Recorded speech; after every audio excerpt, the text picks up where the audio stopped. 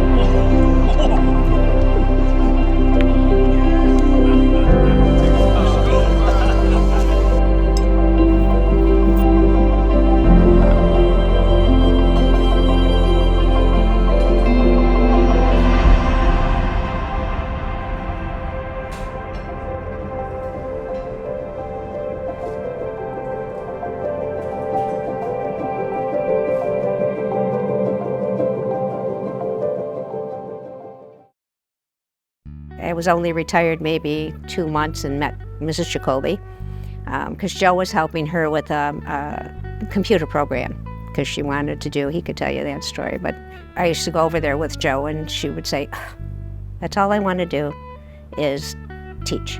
You know, I don't want to send out letters, I don't want to do anything, anything, the office work or whatever. I said, well, I just retired, I'll be glad to send out letters. I mean, that's something I could do. So she became very ill, and all of a sudden she said, okay, this is yours. And that's how I started with CCI, and been there ever since. After Mrs. Jacoby retired, they opened up a storefront on Hurdle Avenue to start Italian lessons. It was a small, so they only had maybe 20 or 25 people taking lessons, and maybe a beginner's or an intermediate lesson. So I realized that she needed some help creating some type of database. So that was my expertise at the time. As my wife said, Mrs. Jacoby started to get sick. And her son called us, asked if we would come over, wanted to talk to us, and he said, my mom's getting sick, would you guys take over? And my wife said, sure, we would do that. You know, I knew we needed a building, and I talked to Dr. Jacoby. I said, look, there's a building that's available, the old library, and I think we can get it real cheap. And that was part of my job, was to make sure that the construction of the building happened. We thought of our grandfathers and fathers, and we knew how important this would be to them, that we would be able to tell their story. And that's what it's all about, is telling our story.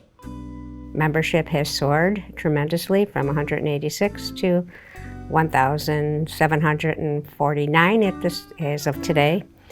And our classes are just busting at the seams. So we've done very well. And she's off. Thanks, Dad. Welcome to the Italian Cultural Center. Tracing of your genealogy. Oh, yeah?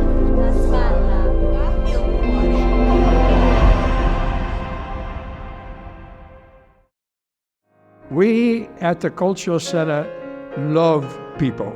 We love you. And be a part of it. That's the message that I have. I thank God for giving me this opportunity to share this mission to serve Him to my best.